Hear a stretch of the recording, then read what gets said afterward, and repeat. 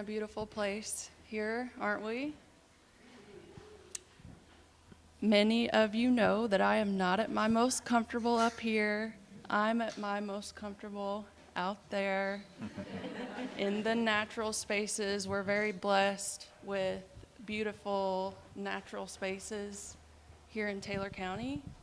But we also know that all land has a history. So I'm going to walk us through a land acknowledgement, a land settling. So as we prepare for our work together today, we'd like to begin our time by acknowledging that we stand on unceded land of sovereign indigenous nations. Our understanding of the history of this place is incomplete, but we know that here in Campbellsville, the Yuki, Cherokee, and Shawnee people lived meaningful lives and were unjustly removed, and that enslaved Black and African American people shaped this community without due recognition or profit. We acknowledge that Kentucky's places have many diverse stories and histories that contribute to defining the place and the community's development, and we seek to learn from and understand these many narratives as part of the whole. We know that present-day Kentuckians represent nearly 200 tribes with origins across the United States, that our communities include diverse Native American experiences, and that Native Kentuckians are still fighting for rights and protections. In RUX, we make a practice of acknowledgement because while our understanding of these places in Kentucky is still incomplete, it's part of our practice to seek to better understand and to honor all those who have come before us in stewarding our places. This practice of honoring those who have come before us acknowledges that our contributions are rooted in theirs. As an organization that strives to be anti-racist, we want to pause for a moment and give thanks and gratitude for the sacrifices our ancestors made as we continue the work to cultivate our true Commonwealth.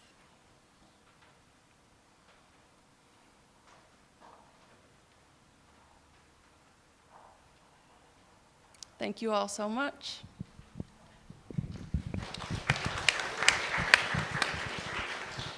Thank you, Shaylin. All right, y'all. So now we're going to dive into this narrative stage tonight. We're going to hear from folks who steward land and landscapes across Taylor County and the region. As we do so, those of you in the cohort, you've already spent a little time in your homeroom tonight thinking about the people you bring with you when you come here, the people who help you steward the places that you care about. We want to invite the folks who are here with us from the community to take a moment to think about the people who help you steward the places you love best too. And in that spirit, we're going to start this panel, and it's my pleasure to introduce a founding steering committee member, Sarah Schmidt, who's also representing a longtime core partner of the Rural Urban Exchange, the Kentucky Arts Council, who is always our narrative stage partner. So shout out to KAC and to Sarah Schmidt. Here you go. Thank you. I think it's only fair that if we're going to invite these folks and put them up on a stage and put them on the spot like this, that we reciprocate that as an audience. And since we're going to be talking about land and sense of place and all the ways that we are entrusted to steward land and have connection with land, I want to give the folks on the stage just a little bit of idea who's out there, right? So how many of you all would identify as being from a rural place? How many, yeah, it's okay. You can half raise your hand. If you, or maybe you come from a rural place and maybe you're in an urban place right now. How many of you are in an urban place trying to get back to a rural place? How many of you all are involved in agriculture? How many of you all are involved in conservation? Okay, so as you can see, you got folks out here that are interested in your story because they're coming from a place that's empathetic to what you have to say. In preparation for this weekend, you all read Bell Hooks's Kentucky is My Fate. And this is an important and perennial RUX reading because it speaks to many of our experiences. Those conditions, questions, yearnings that lead folks to apply to RUX. Everyone's story is unique, to be sure. But there are motifs in all of the pictures that you all paint for us. So it may be moving away and returning home, whether it's to Kentucky or a home place within Kentucky, or a yearning to do so someday. waiting to leave and making the best of feeling stuck while you're right here. You know, this place is not without its ugliness and challenges, and some people are fighting hard to make this their home while encountering resistance and barriers. Having left and found yourself inextricably pulled home in ways you didn't even expect. Maybe you thought you were never coming back, and yet here you are. Landing here by chance. You know, we have a lot of folks that come here, they were in military families and there was never any other place that they called home, but here they are. It's the longest place they have ever been, and they have a determination to make this their home. Maybe you come from a youthful desire to leave that never manifested. And maybe you're like me, you woke up one morning realizing you never left, you're still here, and that's okay. That's good. So, you know, maybe you see yourself in some of that, some of those motifs that we see in folks that are attracted to RUX. Hooks explores the tug of war between the values and landscape of her childhood and the need to leave and not return as anything but ashes. Ultimately, she says, all my longing to belong, define a cultural place. Sorry, I'm getting emotional. I'm reading my own words. Don't get us started. I know, right? Don't get it. Let's not. This is not a prayer meeting, but it can be. All the searching I did from city to city, looking for that community of like-minded souls, was waiting for me. Sorry, y'all. Waiting for me to remember and reclaim.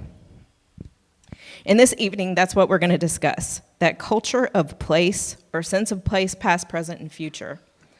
We're going to talk about community through the theme of land and those who steward it. When I spoke with each of these gentlemen, I met Mr. Haskins this evening, but I spoke with the other three on the phone the past 2 weeks. I let them know we just want to know about this place that you're from or that you live in now, and the other folks that call it home. And you all are the experts on your lived experience here, so nobody knows better than you all. But place is complicated, or maybe it's just complex. Yes, it's the two-dimensional map. It's the land or the space, but it's also the ecology, the history, the culture, the nexus of these things, as Dr. Kessler put it. An interdependent web. Our place is essential to our survival. It's habitat, it's home, it's where our food comes from. But some days it feels like it's actively trying to kill us. It's something we can own but never fully control. Just ask a Corvette that ended up in a sinkhole. The Bowling Green folks will remember that. Beyond the topography, the three-dimensional ecosystem and even the weather patterns is the equally tricky fourth dimension of cultural landscape. It's the birthplace, it's the home place, it's the battlefield. We steward it gently, and then we also destroy it with rude extraction. We take things we can never return. We leave imprints we can't see until someone speaks the story. It's beautiful landscape and painful memories all at once. It's rodent dens, plowed furrows, boxwoods, and stone chimney rubble, and it's why we're here. These gentlemen are going to discuss land and place with us, so I'd like to introduce, in no particular order, Matthew Egbert, instructor of history at Campbellsville University. Wave to the people. You all welcome him. I know you're tired of clapping. Dr. Richard Kessler, professor of biology and environmental studies and Green River Project director, former Green River Project director, but still with the program at the Nature Conservancy. Mr. Jerome Winfrey, farmer and land steward, also skateboarder. He confessed that to me yesterday. We had to have 2 phone conversations. Used to be, once a skateboarder, always a skateboarder. I don't believe that. Yeah, okay, all right. And last but certainly not least, Mr. Clem Haskins, WKU, former player and coach, go Tops. Woo! And the steward of 750 acres here in Taylor County where he raises cattle.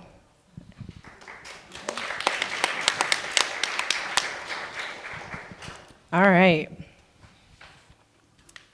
So I am simply going to ask you all one first very easy question, and I will say you do kind of have to use these microphones like an ice cream cone and get them pretty close to your face. And I only have 4 inputs on this PA, so Matt, if you'll be so gracious as to share with Jerome. If we'd had more people on the stage, it would be really awkward.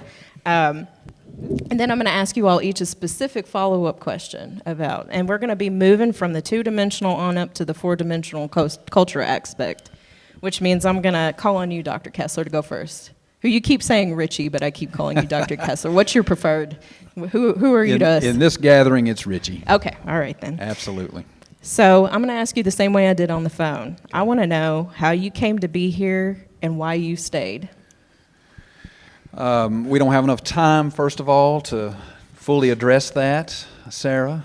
You've already gotten us started here. I feel like we're here to testify tonight to some degree. So I have a feeling that a number of our responses are going to overlap in some way. But for me, as many of you know, I'm very closely linked to this river right behind us here, which, to be honest with you, is one reason that this place, speaking of place, that we call the home place and the nature and recreation area at Tebbs Bend is here.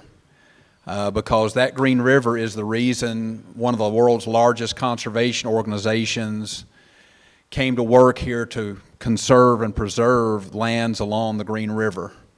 And so had it not been for that, we may not be sitting here today. So let me first say that it is so rewarding for me to have had any kind of involvement with that initial work that went into securing this land from the Hall family, the two brothers, Carl and Buster. We sat in that building right there that still has the Conservation Stewardship Award sign that Carl and Buster were awarded several years back from the Conservation District, and had, I can't tell you how many conversations about what to do with this property. And Betty Jane was involved in some of those conversations as well. And thank goodness we're sitting here now in this place, in this venue, to be able to talk about what land means to all of us, instead of having a huge development that was actually planned for this farm. By the way, the whole frontage on Highway 55 was set up to be 75 to 100 large home sites, and that didn't happen. But it didn't just happen that it didn't happen. And so I hope we can take that away from all of our discussions today. But for me, Greene County and Taylor County are both home. I think of it collectively as the Upper Green River, so welcome to the Upper Green River. And just to put it simply, the river runs through my veins. And so it's what makes this place home to me, besides my family. And those two things are what have brought me back here from living in Louisville. My wife and I both grew up in Greensburg, Kentucky, just down the road, and now I've lived here in Campbellsville for over 20 years. And so we consider both of those areas home. Thank you. And your follow-up specific question. Tell us a little bit about the environment here and what makes it unique or special. What's the flora and the fauna and what we need to know when we're looking at these green spaces?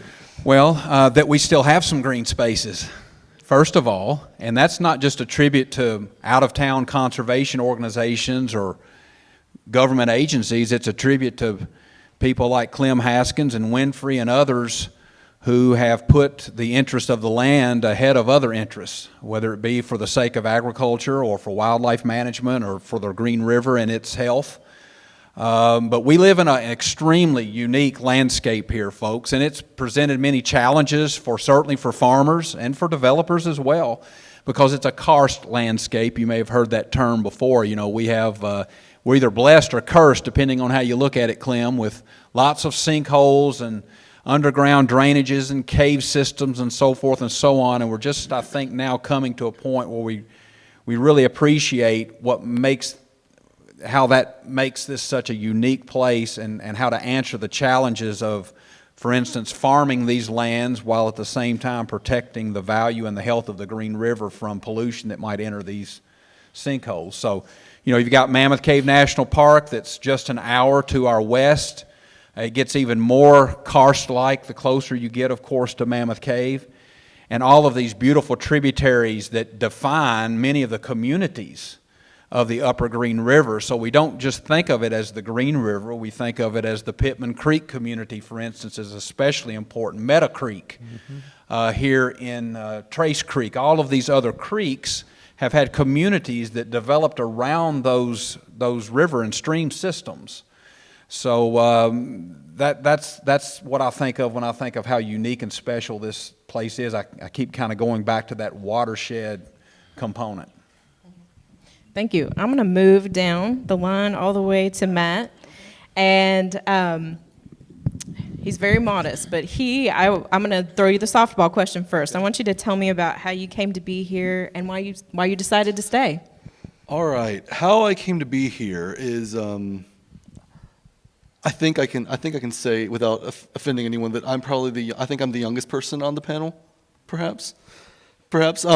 So my story with this region is probably a bit shorter, and when I grew up as a missionary kid in Costa Rica, and when we were, if you know anything about missionaries, most missionaries will stay in a place for 4 years, and then they will come back to the United States for a year. It used to be called furlough, now it's called stateside assignment. They might have even changed its name since I've been off the mission field. But when I was in 5th grade, my parents came to Campbellsville.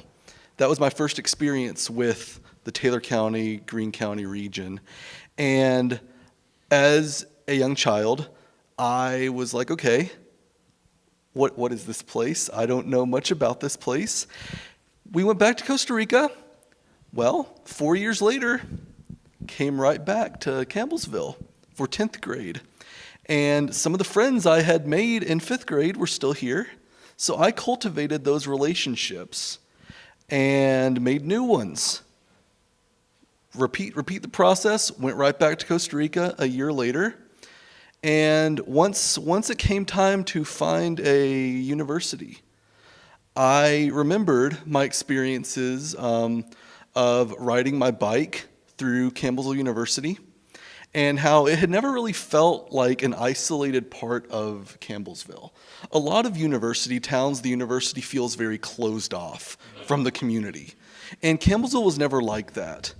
And I wanted to find a place to settle in the U.S.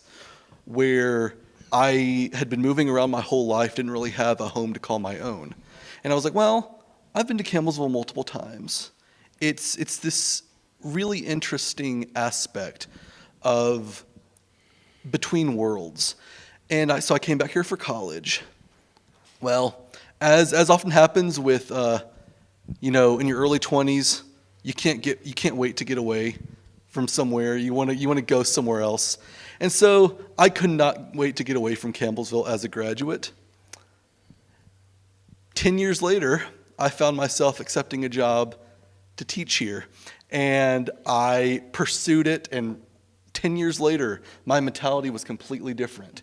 And I could not wait to come back to Campbellsville. So I live here, my wife and I live here, and I can't ever see myself leaving. This seems like a place where I would love to raise a family.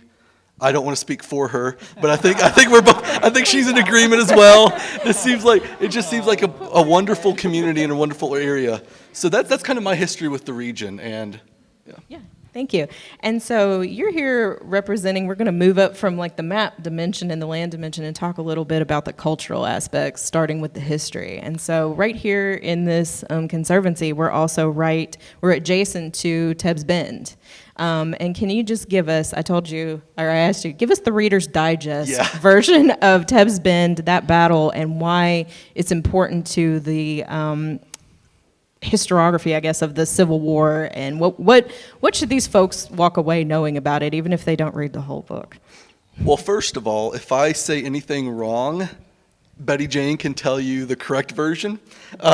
She can answer any questions that I probably am not able to answer. It is not my specialty.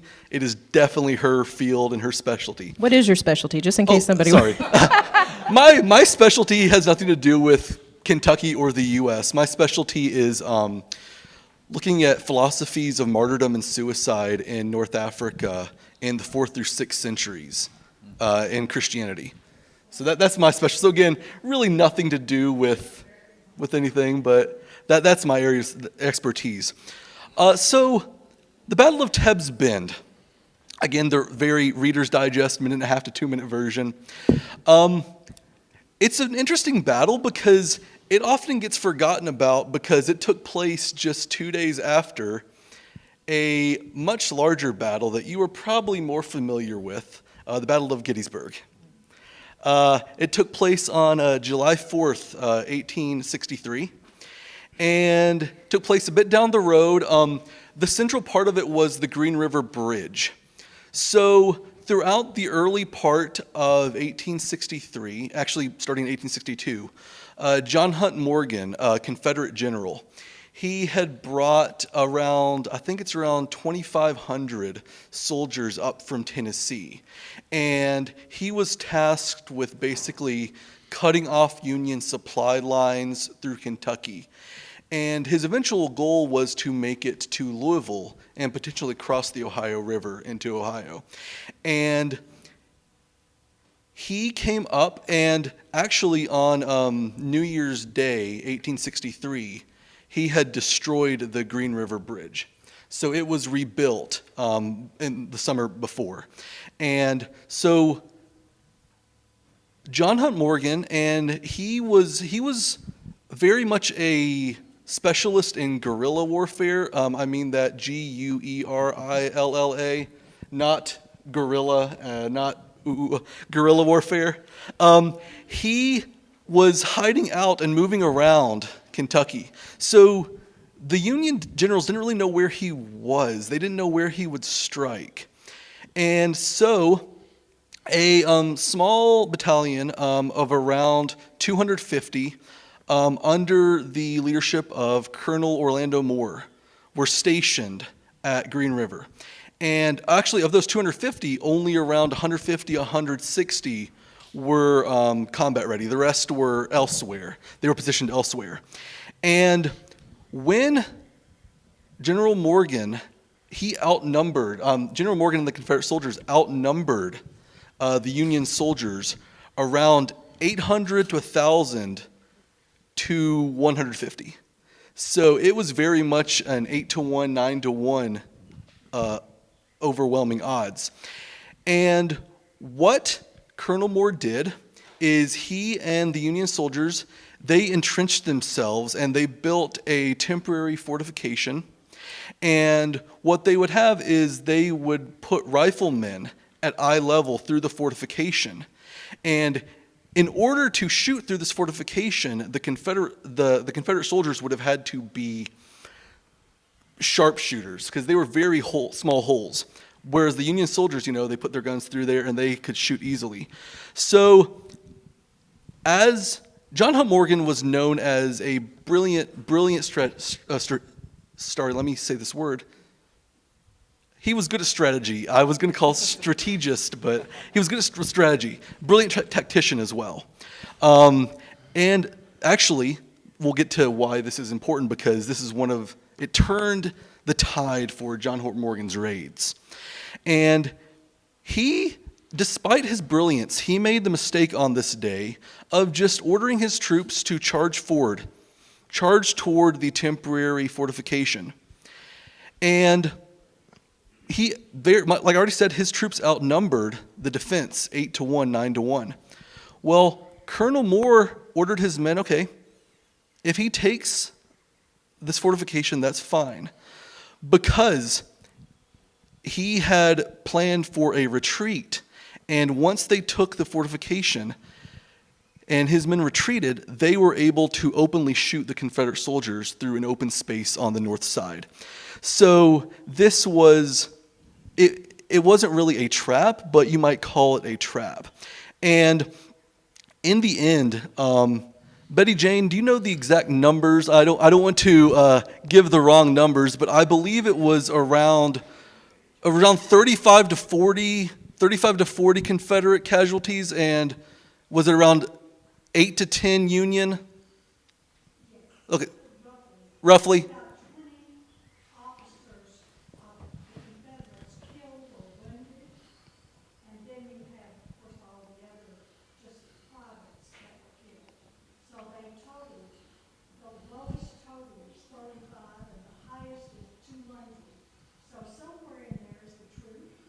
Okay, some of there's, yeah, it's hard to tell. Split the difference. Yeah, split the difference.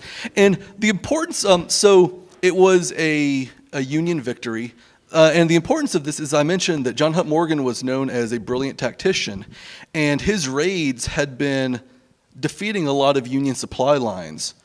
Well, this was a strategic defeat for him, and it started kind of a series of, doubting his ability, and he would eventually be captured up north a few months later.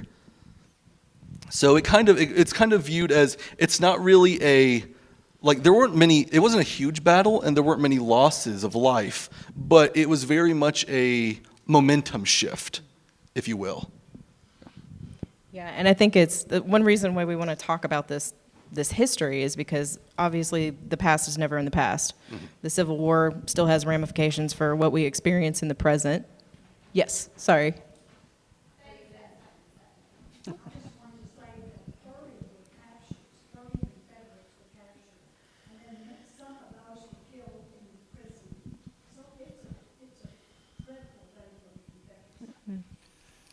Like I said, she knows all the numbers. Get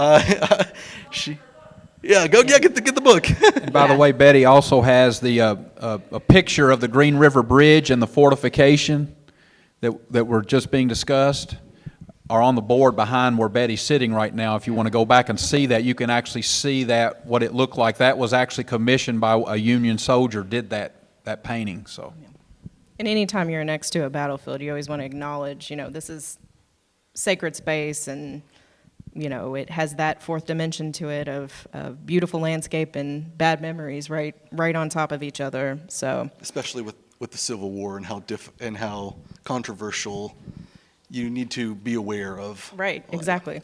So it wouldn't want to leave here without acknowledging that history.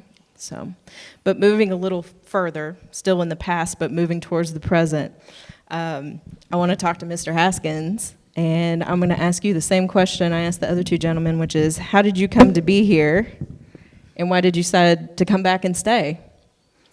Well, I was born and raised in Taylor County, and to be quite honest with you, probably distance-wise, I was born called Lemon Bend, less than 3 miles from here.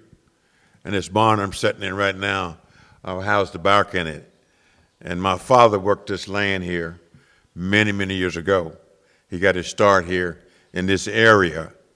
He's originally from Greene County, but he married my mother's also from Greene County, moved from Greene to Taylor, and I say down, we call it Lemon Bend. You go up to the next road to your left and go down about a mile on your right. I was raised there on a farm. And so farming's my background. I've been very fortunate, very blessed to do a lot of things and travel a lot. I've been all 50 states, been all the continents, and I played pro basketball, but I don't talk about that because my first love was farming. And I'd like to get some information tonight. I've talked to Richie here, and Richie was one of my campers many years ago, about, 10, 12 years probably at the camp? oh, definitely. At definite many years.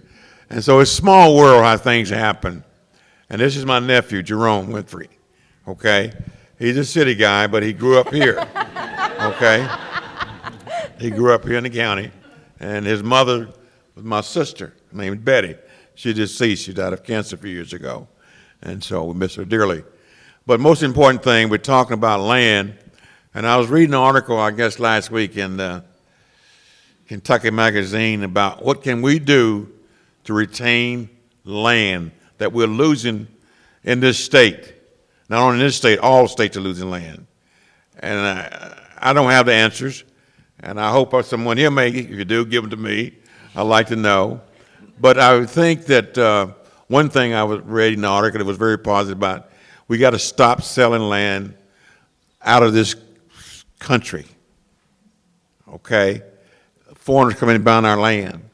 And I don't think that's right. I think we need to eliminate that to try to maintain our land. For example, I owned one time 1,000 acres. I got about 700 acres in the county right now. And I maintained that and bought that land over the last 60 years, okay? And I accumulate that much land. But today, you couldn't accumulate the land that I bought like I accumulated back in those days. All my land touch, 1,000 acre touch. You can't find that much land in Taylor County touch anymore, not 1,000 acres in one tract. And so I was very fortunate to get that land. And the question you asked, how did I get that land? I started working land when I was 9, 10 years old for farmers, okay? Back when I was coming along, blacks could not go to the bank and get money. You had no place to borrow money. Okay? I bought my land on time. Every farmer sold me his land over 25 to 30 years. At that time, at 3 to 4% interest. If you guys are old as I am at 81 years of age, you go back, no interest rate was anywhere from 7 to 9% that many years ago. And so now we're complaining about it because you go borrow money now, it's 9 to 10% interest. Your credit cards, anywhere from 15 to 25% interest rates. It's ridiculous. But that's times we're living in. But I bought my land because I farmed my land, and each guy that I worked for as a kid, started at 9 years of age, promised me someday if they sold the land, they'd sell it to me. Now you all know in here, your word is supposed to be your bond. That's how I was raised by mom and dad. Don't mean anything today. You sign a contract, don't mean a whole lot today. Because you can break that contract, you get the right lawyers. Okay? It's not any honesty anymore, it seems like, in our country. And these things I'm fighting for, and here today just discuss, what can I do, what can I say, whoever it may be, I've talked to Richie about this, in preserving and maintaining, keeping our land. Yes, I owned 1,000 acres. Question you ought to ask, what happened to the 300? It's because I had to let some of it go to pay some bills along the way. That's why. Now, that's 25 years ago. Today, I would not sell in my land. I have 2 daughters and a son. They all get a third of my land. It's already been in my will, signed to them. They know what they're going to get and whatever they're going to get it, and they do what they want to with it. But I'd like for them to maintain it and keep it. But I'm not going to be that kind of parent which say, no, you can't sell it. That's not right. Okay? I grew up poor. I had no running water until I was 15 years of age. Okay? I know what it is to be poor. Okay? Didn't have anything. My dad and mom got a 3rd and 4th grade education. That's all. The question you ought to ask, how did you maintain what you got, how did you accumulate what you accumulate? I think it's because, number one, my mama was a praying woman. My dad didn't pray a lot. Okay? He's not a churchgoer. My mama, every time church opened, she'd be there. But she started prayer and she ended prayer. And that's how I was raised. And I believe God, I played basketball. You want to know how I accumulate some money. Now, I played pro ball 10 years. When I left pro ball, I was broke. The most money I ever made in the NBA, $30,000 a year. Now they start out those are millions. It's time of change. So I didn't accumulate money at all through playing basketball. I accumulated by coaching my last 10 to 15 years. I got paid excellent amount of money. I coached University of Minnesota. So I'm proud of that, to be able to get what I have today. Meantime, a lot of things got to fall in place along the way. But I'm here to say I am thankful for my land, and I'm going to try to do all I can to preserve that. And I'd like to know what else can we do in this state and across this country to maintain my land. Because, you know, I know that I look at this building here. My daddy worked all this land in here, all through here, from here all the way to Greene County, Dare County.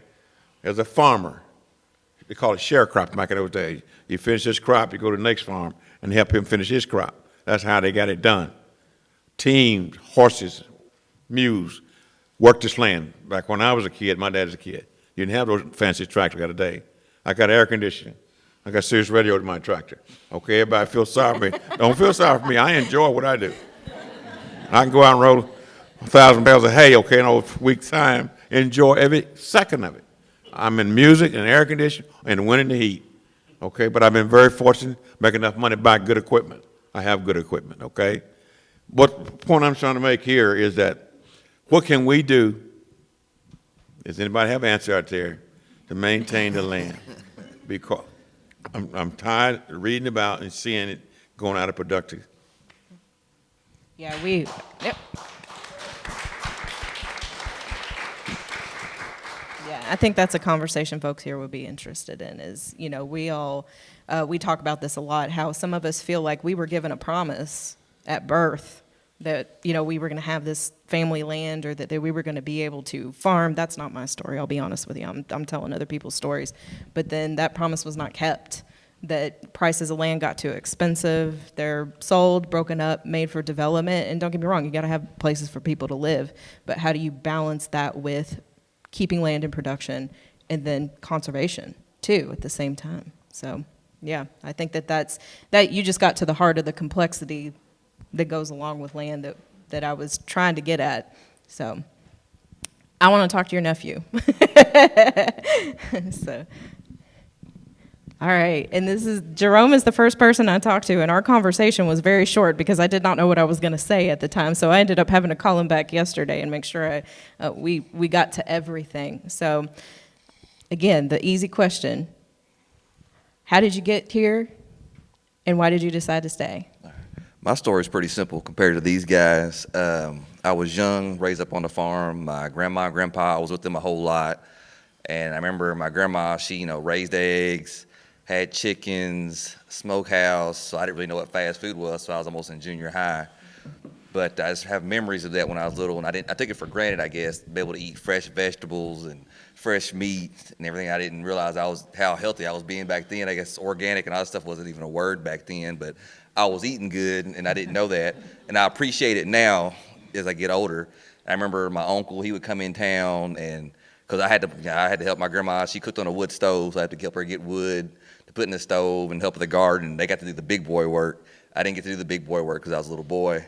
But the biggest thing I got to do was sit in my grandfather's lap when he drove the tractor, so I'd drive the tractor in his lap and everything. And then as I got older, I kind of burnt out on it. So I moved away, had my skateboard and a Honda Civic, moved to Louisville for a little while. You know what I'm saying? You didn't talk about the Honda Civic yesterday. That's a whole nother story. Other culture, right? That's a whole other culture. Yeah, we won't talk about that. But I moved there, and I was there for about 13 years. I was a preschool teacher, went to school and everything. And so I thought, well, life got real simple. Go to work, teach some kids, go to a skate park, hang out, do it all again the next day. And I got into a routine of doing that. And then finally I got married. Then a year later had a child, and life wasn't as simple as just going to work and going to the skate park every day, having a child. And you had to worry about raising your child. How are you going to raise your child? How are you going to support your child and everything? And sometimes, I guess, in life, you think you're doing the right thing, but nothing really seems right. Nothing works out.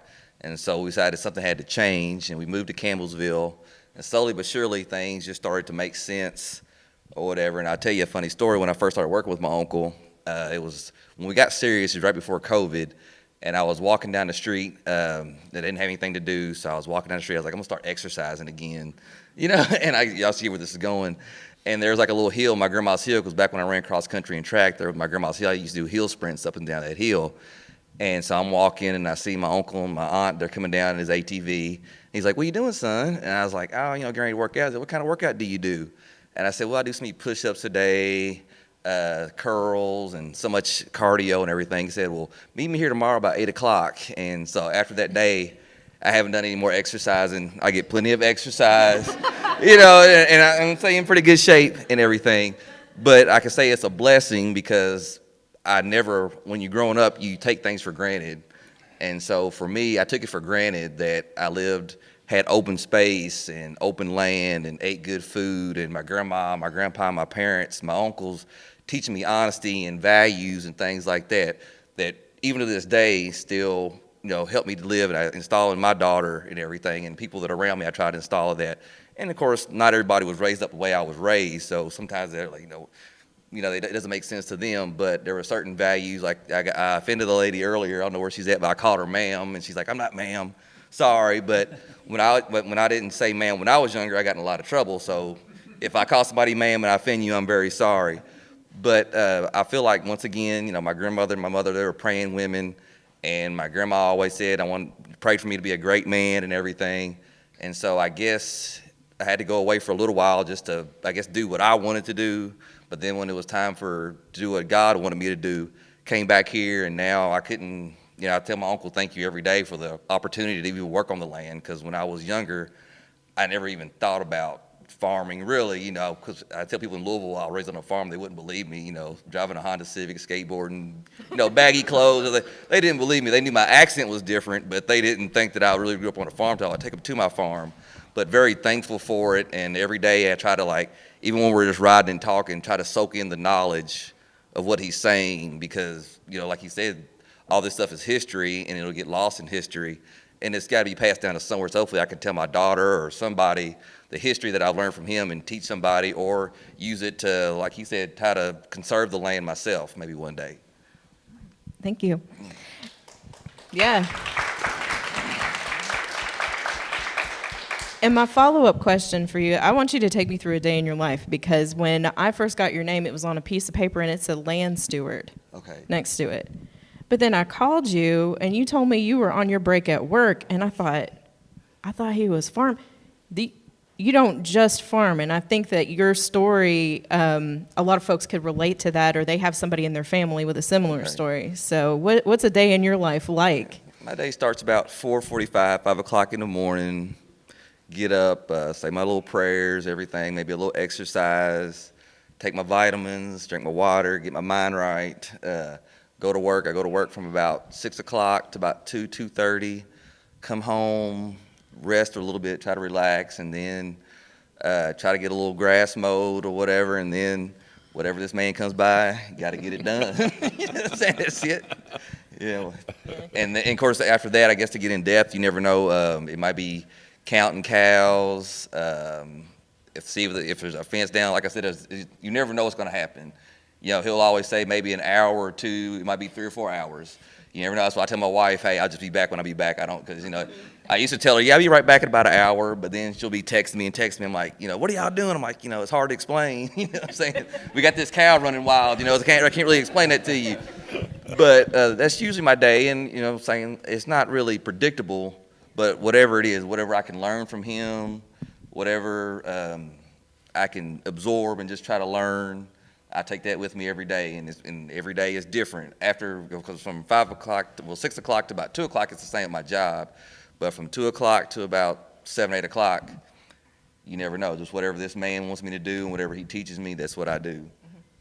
And where do you work? Murakami. Yes, ma'am. And what do you all produce there? Car mirrors for Toyota, Suzuki, Subaru, and Nissan, and Honda. Yes, ma'am. Yeah, and I think that that's an important part of the story, because, again, this is from my experience, but everybody I've known that's also had a family farm has also gone and worked first, second shift, whatever, in industry of some kind, whether it's, you know, in Elizabethtown or at Toyota, or, you know, I know people that drive all the way from far eastern Kentucky and Prestonsburg to work in Toyota, and then have gotten up that morning and fed cows before they came in. You know, I do a desk job, and I don't want to feed I barely want to feed my child sometimes. So I was just really impressed when you told me that you were doing both and not either or, you know. Ma'am. So I also want to talk about, you all alluded to this a little bit, and I'm gonna take the history and the conservation first, and then we'll talk about agriculture and conservation. But, you know, sometimes when you have a historic site next to a space that's supposed to be pristine land or land for conservation, there's a little bit of a push and pull between those two equally important things, but sometimes are in contradiction. Can you tell me a little bit, Richie, I'm going to ask you about how the Tebbs Bend Historic Site and the Conservancy have common goals, and how that's been to the benefit of both. Yeah, I think that was actually the use of the word nexus. When we were talking the other day. The land is everything, y'all. I mean, really, the land is everything. We may come at the land from different perspectives or have different histories with the land, but, you know, as long as the land is still here, we've got a chance to preserve it and find those solutions that Clem was talking about. And you know, there are programs for historic preservation. They're not funded nearly well enough. The interest is there, certainly. Same thing with conservation. But as far as this particular area, you know, the Conservancy's primary goal is protecting the lands and waters and the species that depend on those lands and waters to survive, just to put it simply. It's not nearly that simple, obviously, but along the way, you come across special places like this that become threatened. And by threatened, what I mean is threatened with some type of land use that's not compatible with those other goals, whether it be agriculture or conservation or biodiversity preservation. And then we have the question of what do we do about it? And so while our first interest here initially was, of course, to protect the rare fish and mussels and so forth that are still in the river, thank goodness, and there's over 150 species of fish that call the Green River home, and that's more than all the rivers of Europe. It's one of the top 4 most diverse river systems in the entire United States, and many endangered species, in the Green River. That was our primary interest here, was what can we do to work with the Hall brothers to try to head off this development. But as about that time, I probably started getting to know Betty Jane because, I was a student at Greene County, not Taylor County, or obviously I would have already known Betty Jane.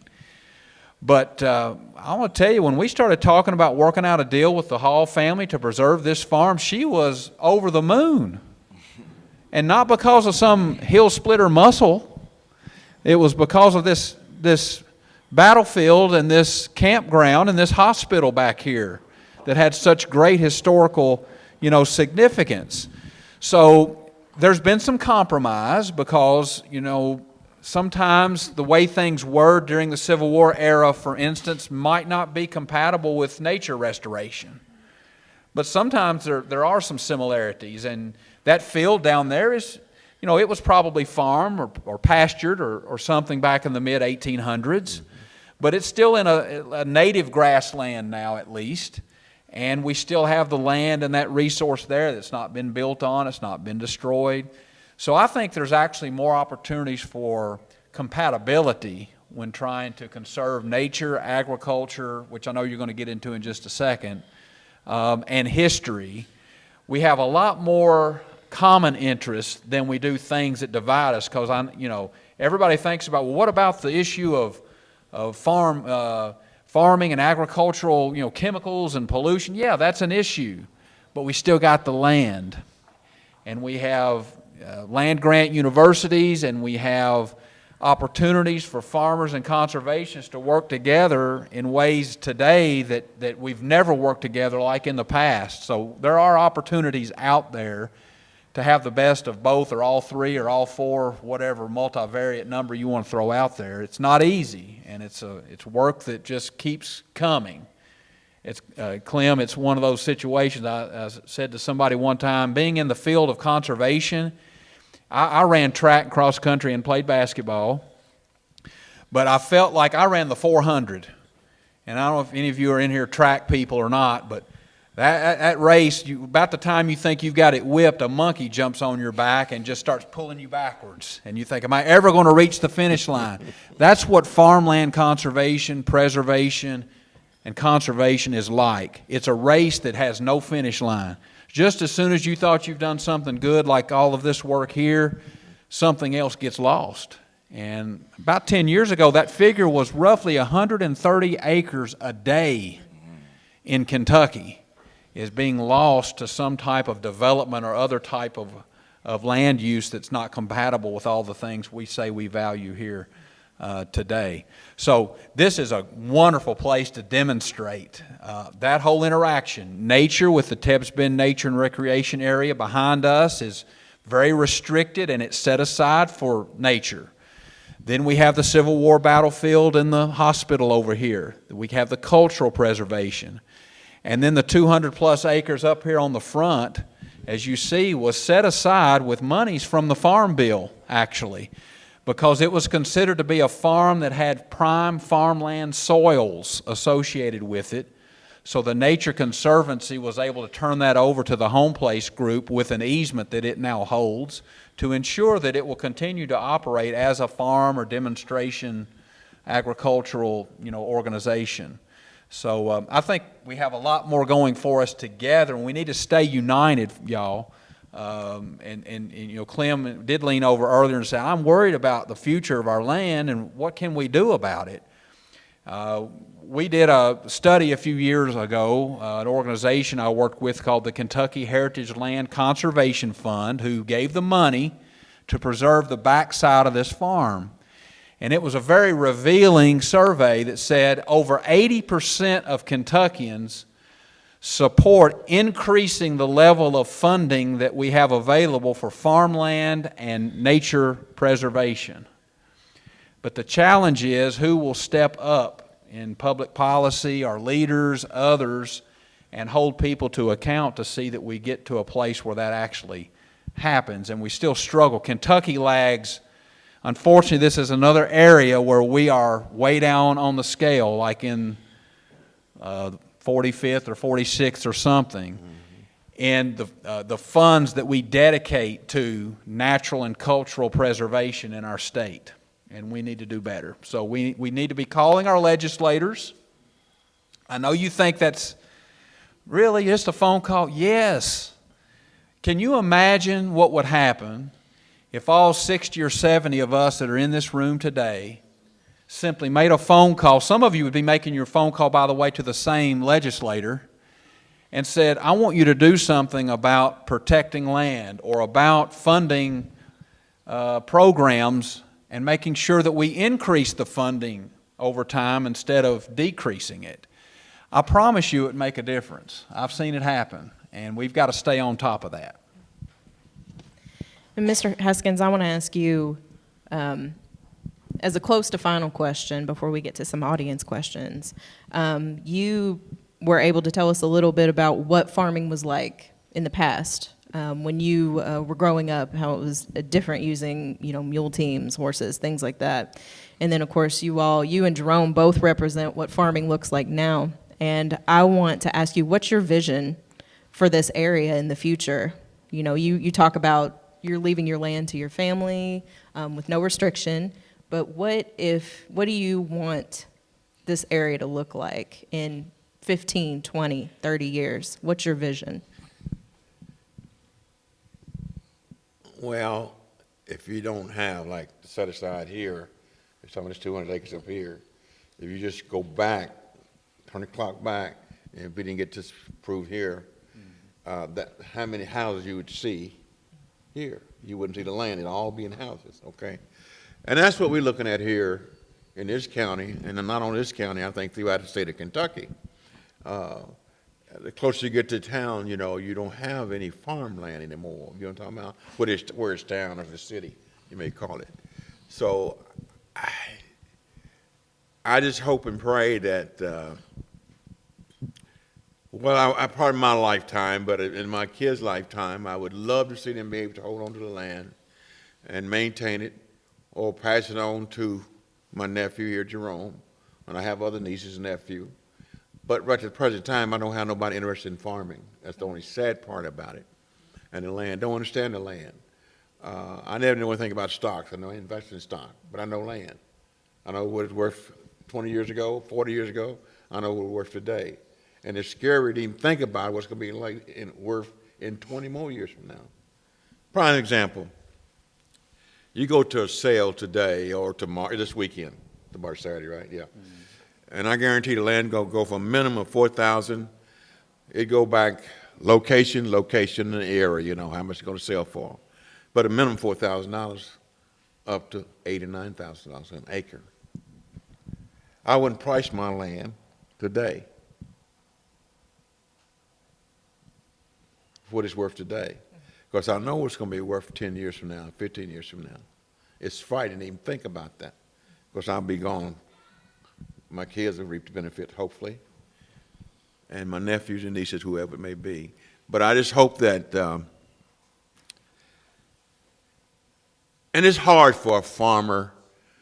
Prime example, Richie, I don't know if you heard this one, in Marion County, distillery there, the bypass. Mm-hmm. Jefferson.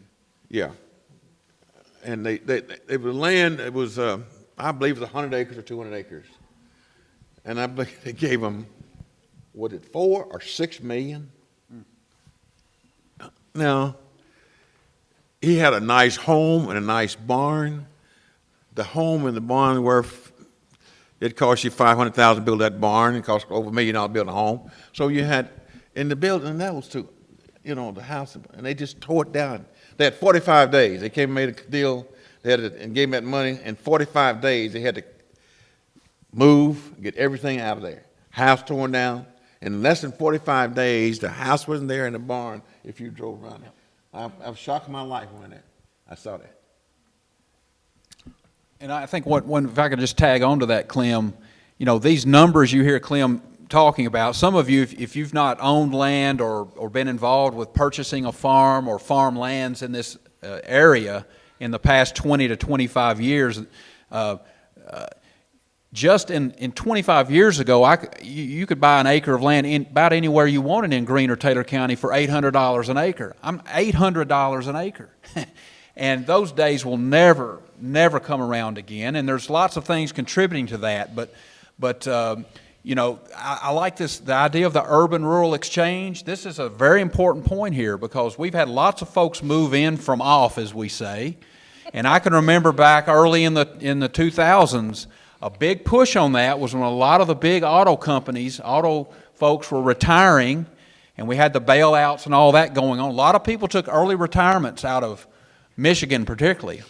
Guess where a lot of those people saw spending the rest of their years? And I can't blame them, but yeah, here, rural Kentucky, rural Tennessee, Indiana, those kinds of places. And as Clem said, none of us up here can sit in judgment on any individual farmer or landowner in general for not turning down some of these prices that we're talking about. But we also have to think a little bit about how we value that land beyond just the monetary value. And Jerome and and Jerome doesn't know me. So here, this is like one of those magicians that take the floor. Have we ever met, Jerome? No, we've never met. But we both look to this gentleman here as a mentor. Now, Clem, which most of you don't know, Clem and my father were high school rivals. Basketball, Greene County versus Taylor County, or even before Durham High School. And I mean, they had some big-time rival games. But at the same time, Clem was living on and working on a farm here. My dad was living on and working on a farm in Greene County, and more than once had to have the superintendent come and find him for a game against you. Where's Harry? Well, I think he's still at home having to put up hay. Well, he got to be here in 30 minutes to get dressed for this game. We're playing one of the best players in the state. But something that Jerome said earlier, and I'll try not to get emotional. Well, Sonia. It's too late. But listen, one thing, when Jerome talked about Clem and Yvette seeing him working out that morning and said, meet me here the next morning, and then he mentioned them giving him the opportunity or the privilege to be part of this legacy of land and working on and helping his family on Clem's farm. My dad and I had a discussion after the farm went out of our family for over 20 years. My dad was a mechanic. Could have gone to college and played basketball, stayed home and had me, and became a mechanic. Got off the farm because his dad died at age 63. My dad was 25 years old, and his siblings said, Harry, you don't need this farm. You can make a much better living as a mechanic, and he did that. He went to town and became a mechanic. But some years later, he stepped out and repurchased that farm, our family farm that he was born and raised on. And I'm happy to say that I stood on that land with him some 20, 25 years ago when he was about to transfer it over to me and my sister. And I said, it is my plan to hold on to this farm as long as I'm alive, and then I'll let my son figure out what to do with it. But that's what you do. It's a step at a time. We can't control what Jerome does or what my son Sam does. I can only control when I have the land. And we don't have the same kind of farm, Jerome. I mean, my farm, it's a small farm in Greene County, but it's on Russell Creek, and I wouldn't price it, Clem. And it's being managed for recreation and for wildlife. And it's not really what you consider a working farm today, but it's working for other things, and it's still a farm, and it's still in the family. So sometimes how we preserve it takes on lots of different ways. But this price of land is a major problem because conservation and historical preservation, Betty, most of those funds, if they're state or federal funds, and many of you may know this, you can't just write a grant and pay that landowner whatever the retired auto worker was going to pay him with his pension. What you can pay is based on a fair market appraisal, and it's tied to that because you're probably spending taxpayer money, and you can't just spend it at whatever level you want. So there's a lot of challenges still in front of us. Yeah, when you said, that maybe younger folks don't want to farm, I wonder if it's that or if it's they don't feel like it's a future that's promised to them because, land seems out of their reach, I'm sorry about getting emotional, but you got to understand, land means a lot to me because I don't get into racing thing. I just get into facts, okay? As a black man in this state, give you something to do. See how many black farmers do you have in the state of Kentucky? See how many acres they own in the state of Kentucky. Now you can go further than that. Look around the country, all 50 states, and see how many blacks own land in those other states. As I look out across these fields here, and the road used to come through here.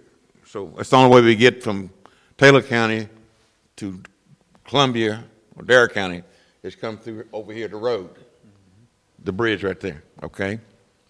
So every Sunday, all my life, my dad, father, and mother lived in Coburg, Cane Valley. My dad would go on Sundays and cut hair. Them old clippers, didn't have electric, old-time clippers. And we and my brother Paul, my sisters, we would ride with him over there. So I've been through here many, many times, every week. And my dad worked all this land, I was telling you one time. And so what I'm trying to say to you here, and if I get emotional, I apologize, but see, coming along, what Clem Haskins accumulated in Taylor County, I think it's 3 black people here own farm land in Taylor County, for example. And so that is really nothing. Years ago, all through here, it'd be black farmers, okay? You don't have it no more. And what I have and accumulated, I know it was hard work, difficult in getting it, but I got it from a white man. He gave me the loan because I couldn't go to the bank and get the loan at 3 and 4% interest over 35 years. And the first farm I bought was 50 acres. I started working for this man, I was 9 years old. And I told him when I was 11, I want to buy you a farm. What's the chance of that happening? But his name was Wayne, George Wayne. He called me one morning, I was playing pro ball with Phoenix Suns. Now, time change is different. It's 4 o'clock there, 7 o'clock here, 3 hours different time. And right away, you get a 4 o'clock call, you think about death or tragedy. Something's going to happen. It scared me to death. He called me to tell me, my middle name is Smith. He called me Smitty. I'm ready to sell my farm. We're going to retire. We're going to sell it to you.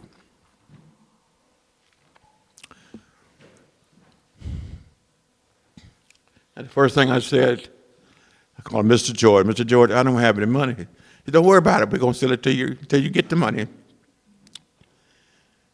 And so what I'm saying to you, a man's word, a person's word means something, should do. Today it don't mean anything. Now, all the land I own, I put that 1,000 acres together over the last 60 years, okay? I bought it the same way because I worked the man's land. They promised to sell it to me. It wouldn't happen today. Black, white, yellow, pink, whatever color you are. It's all about the almighty dollar, okay? And you cannot blame a farmer if he worked all his life and accumulate 200 or 300 acres. Somebody going to drop a $6 million in your pan, okay? It'd get out in 45 days. You probably had to take it. Now, that's kind of exaggerating. That's one sense. But my land, for example, I lost $6 million for my 1,000 acres, okay? 20 years ago. But this guy was a construction guy. He built a Denver airport. He had a construction company in Denver, Utah, Arizona, 6 states. Dick Ames, his name, from Minnesota. Became great friends. he wanted to put a golf course out there because I have springs, a lot of water. Be perfect golf course. I wouldn't sell it.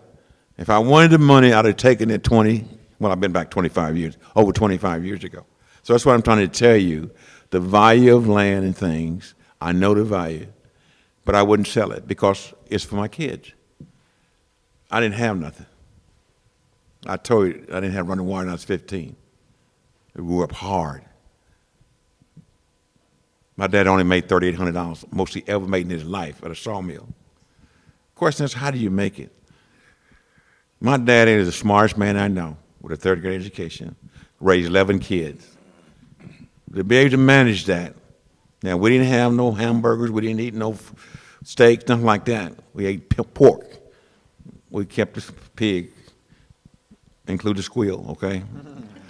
So what I'm saying is, so I knew how to make money. My dad taught me how to make money, how to save money, my parents. That don't happen today. Parents not teaching the kids a daggum thing. That's the problem we have in a school because it starts at home. You're not doing a good job at home, parents. Okay? If you got a kid go to school, won't listen to the teacher, it starts in the home. So those things, I'm old-fashioned. I'm hard on him. He'll tell you, I'm no joke. Nobody giving nothing to me. I didn't give nothing to him. He's got to work. But I guarantee you, he'll appreciate it. Because I should have been with him 20 years ago. I wasn't here. He didn't have a man like me to teach him right from wrong. Bust his ass when he wasn't doing right. Because I'm a no-nonsense guy. And you being nice to your kids, you're not doing them no favor, parents. If you don't want anything else here, you young parents here having family, if you're not disciplining your sons and daughters, you're doing the wrong thing. You don't teach them how to work, you're doing the wrong thing. A lady left my house, graduated from high school, 13, college at 16, married at 18. Brilliant. Here, no common sense though. When his husband died, he owned 12 banks. Not a millionaire, a billionaire, okay? So I'm just telling you though, what you can accumulate. But I'm just saying though, I'm jumping around a little bit. I know I get off track. I apologize for that. But just raise your family. Be strong as a parent. Be good to them. But taking that whip away from them, busting their butt, it's not being nice to them, okay? And Clem, you know, I was going to ask you too, part of that, don't you think, is also as we've lost so many family farms, we're losing the respect for the land and the value for the land, and we're not instilling that in the future rural generations. I grew up here, and it took people coming from Louisville and Lexington to show how much they valued the Green River, and I grew up on it and didn't realize how special, you know, that it was. And one of my favorite memories was actually hosting a group of urban youth from Atlanta, Georgia, on the Green River. Some had never even stepped their foot in a stream, scared to death to even sit in the canoe. And I'm telling you, to see the fear and the trepidation and the hesitation, though soon was replaced with joy on the discovery of this rural landscape and the things we would show them in the river that they had never experienced. Right. And I think our young people here, Jerome's age and even younger, you know, unfortunately don't maybe appreciate enough or honor the legacy of the land enough because it's lost on them. Mm-hmm. There's not as many people like you around. Jerome, you've been fighting to say something over there. I just want to say one thing because my uncle, he's very passionate about, you know, the land, farming, and the culture and everything. And people always say, you know, how do you do it? How do you work 13, 14, 15 hours a day and things like that? But when you hear his stories of how he woke up, you know, farming before school, farming after school, farming after basketball practice, after basketball games, I have no excuses. Yeah. You know, I can make an excuse, oh, well, I'm tired, I'm going to do this, I'm going to do that. But, you know, excuses don't get it. You know, if he'd have made excuses, he wouldn't be here talking to you today. He wouldn't have, you know, he wouldn't have the success he has. And so I had to make the commitment myself to quit making excuses of being tired or this is going on, that going on, don't feel like it. It doesn't get it. So if anybody asks, how do you do it? Why do you do it? Just because I want to. I feel like I have to, but I quit making excuses. Once I quit making excuses, it's not a burden anymore. I enjoy it. I look forward to it. Even if he doesn't come and get me, usually he comes and get me, but if he don't come and get me, I always say, hey, and it reminds me now, there's a fence down I forgot to tell you about. But, but I always go out and say, hey, I remember talking about this yesterday. Let me go check on this, do this, and now I'm self-motivated. Instead of having him to motivate me, now I'm self-motivated to do it because, there's no excuses, and I feel like I have a legacy to carry on and not let him down, not let myself down, my family, and I feel like it made me a better person because of that.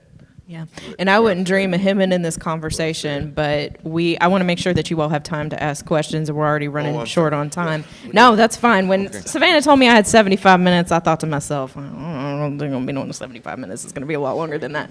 But I also want to say that I appreciate you all bringing up the erasure in sort of the mainstream narrative about what rural life looks like of the black farmer and black land ownership, and how that story, that's what I was talking about, that imprint on the land that sometimes people don't know about until that story gets told. So thank you for sharing that. So, a question. Lynn has a question. I don't have a question. I have a really quick announcement that I forgot to mention earlier.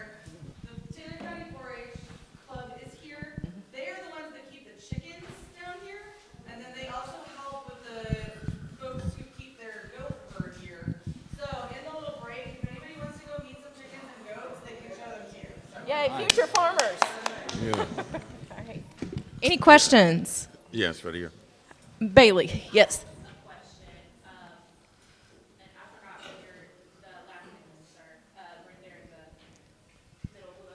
Mr. Haskins? Mm-hmm. I would ask Mr. Haskins, as far as owning land here, have you ever had any pushback with being a black landowner, owning so much land in this area, and also what has been your experience I guess, being someone who probably owns, as a black person, more land than a lot of people in Kentucky? What is that like to be able to, I don't know, are you able to share those things with other people? Do you try to do different I don't know, maybe seminars, things like that, to try to show people how they can do those things, learn how to buy land and all those kind of processes? I don't know, I just kind of wonder what has been your whole. Well, I don't really run around town or out of state trying to brag about what I own. I'm kind of close to the breast, really. I don't brag what I have. But I share anything and information with people that I know that are interested in buying land or want to buy some land. And the thing today, though, is Richie can tell you this better than I can, but it's not a lot of land that you could buy today that's not in a area that's not been prosperous unless you go someplace else. But I try to share my experience with people and talking to them. But the thing is, it's different today than years ago, is they can come about funds a lot easier, I think, to purchase land than I did. There's no way. There's no way. I came back and talked to all 3 banks. They wouldn't give me a job. I'm a college graduate, 2 degrees, NBA player, and I got through. Had no job, okay, in this town right here, because a black man still couldn't get a job. See, if you go back and check the records, Fruit of the Loom started in Campbellsville. I integrated Fruit of the Loom. I was the first black person working at Fruit of the Loom, Campbellsville. I'm the first black person to play at West Kentucky University. I integrated my high school. I integrated Fruit of the Loom. I integrated West Kentucky University. So my thing, I'm saying that to make this point. Did I do that? I think I had a calling along the way. I had a special talent. I could play basketball. I was ahead of my time. See, blacks in NBA today is predominantly black. When I went NBA, only 3 black players were on the team. Only 10 teams. Had a quota system. I don't care how great you played, you're not going to make it. So I had to be pretty good to make the team. But I happened to be the number 3 player picked in the draft, okay, overall. So I was pretty good. I had no idea I had that kind of talent, but I knew I had a special talent. and that's why I made it NBA. But the most important thing is that I try to help anybody that I come in contact with want to better themselves, black or white, okay? I try to help them to better themselves. I have 3 guys work for me. They're alcoholics, okay? Mom taught me a long time ago, because I had a brother that's alcoholic, got killed, okay? Don't turn your back on him, okay? And the guys that help me today, I help them. But I give them what they need, not what they want. Because you give them too much, you know what I mean, it works disadvantage. So, but I do enough to help them make sure they're in good shape and they're taking care of their family. I'm killing a cow and they'll get a third of the beef, for example, okay? So that's the type of thing I do. It's not necessarily money, but give them something that they need to feed their family. And that's why I kill that beef and I share it with their family, for example. Bailey also asked about being, and check me if I say this wrong, being a large landowner in this area, having 750 acres and also being a black man. Do you get any pushback in the local community about that? Have you experienced any, Well, no, I never have. And I think the reason, back I can maybe comment on this. I played for her brother named Billy B. Smith in high school. And I integrated the school system. I was the only black in the whole school. So all the things you read about in the paper today and people going through, I went through that at 16 years of age. And I asked myself, why did I do it? The reason I did it, my teammate, my best friend was named Dave Roberts.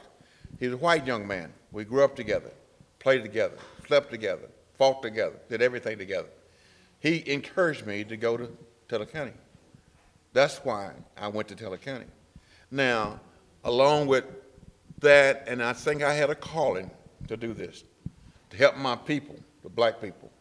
So when we got rid of integration here in Teller County, they had no problem. If you go back and check the records, we're talking about that was the fall of '61. Had no problem with integration here. And later on, my sister and all my sisters and all my family and all the blacks in this county, surrounding county, went to work at Fruit of the Loom. So I did a lot for all people. See, a lot of times you go to school and you send your kid to a private school. If you're white, there's no blacks in there, you're not doing him or he or she a favor. Because sooner or later, they're going to be in contact with some blacks somewhere along the way, and vice versa. See, that's the thing we're doing now. All these schools are popping up, you know. And that's why we have a lot of problems in the world today, I think. You know, those things here, see, it's just that you got to be alert of that. Because sooner or later, you're going to come in contact with someone different from you, color-wise, okay? Other questions? Hi, I saw you next. Do you mind coming to the microphone and saying it just to make sure that everybody hears your question? Okay, thank you. We're also recording, and so that we'll make sure you get your question. And you're like, oh no, not over. Yes. Yeah. Hi, I was just going to ask, so I'm from Eastern Kentucky, and we have had a few instances of people from outside of the state, like California, Florida, buying land sight unseen. So I was just wondering if that's something that's common here as well, and anybody can answer. Yes. Yes. Yes. Short answer. Yes, it really is, and It's unfortunate. unfortunate. Richie, I don't know if you're old enough. Remember the Curly farm was sold out on 210 many years ago, and I went to the auction because I was interested in buying the land, and a gentleman was there from Las Vegas, and a gentleman there from Sacramento, California. Now, we're talking about 25 years ago, long time ago, 25 years ago, at least that. And they didn't get it because it sold too high for them to buy it. And the reason being, though, it had a stone, is it stone house? Mm-hmm. Yeah, stone house. And the kids lived there. They weren't going to sell it. They kept 2 acres. That's why the 2 guys didn't buy the farm. And that was 20-something years ago. Nowadays, you put a house up for sale or a farm up for sale, you probably might have sold it out of the state. One more question, and then because we're cutting into Miss Betty's time, and I wouldn't do Oh, that. I'm So sorry. no, that's my fault. I'm the one that was supposed to keep time. And you all will you be willing to stick around and speak to folks one-on-one after this a little bit too? I saw you there on the floor, so I want to make sure that yeah, come on up. That way we can all hear your question. Thank you. Yes, I'll share. Question for you, Mr. Haskins. So actually, I used to live in Bowling Green. I worked at Channel 13, WBKO. So somewhat unrelated, but you played at WKU, you coached at WKU. What was your best memory of living in Bowling Green that still sticks with you today? I'm just curious. Well, see, I went to school at Western also. So I've been part of Western since the fall of '63. And that's a good question, but I was always treated with respect. And I've said that many times. I can care about you liking me. I don't care about you liking me. You must respect me, though. I hope I can earn your respect. I should say it the other way in life. And so I was well respected out throughout the community. And that's what I cherish as much about Bowling Green as any other place I live. And I lived in 8 different other states, okay?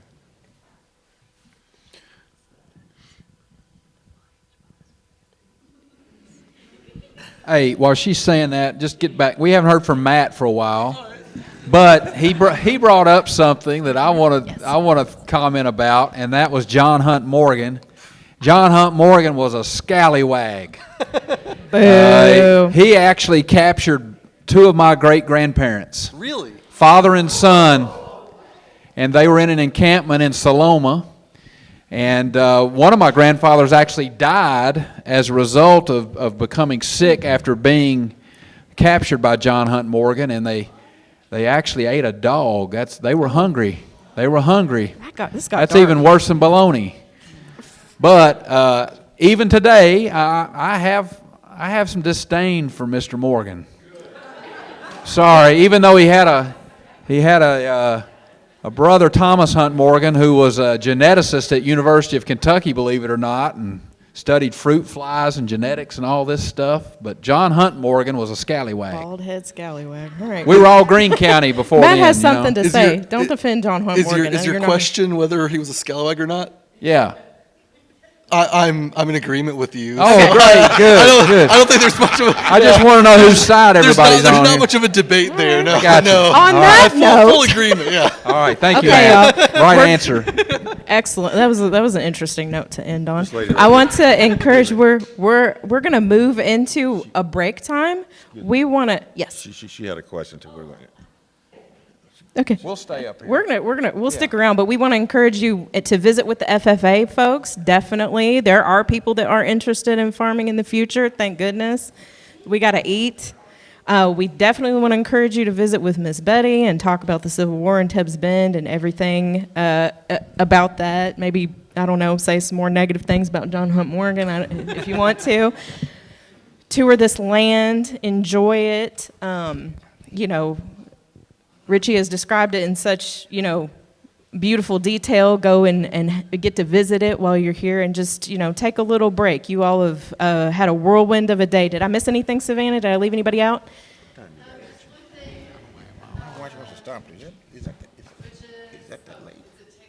Oh, yes. That's right.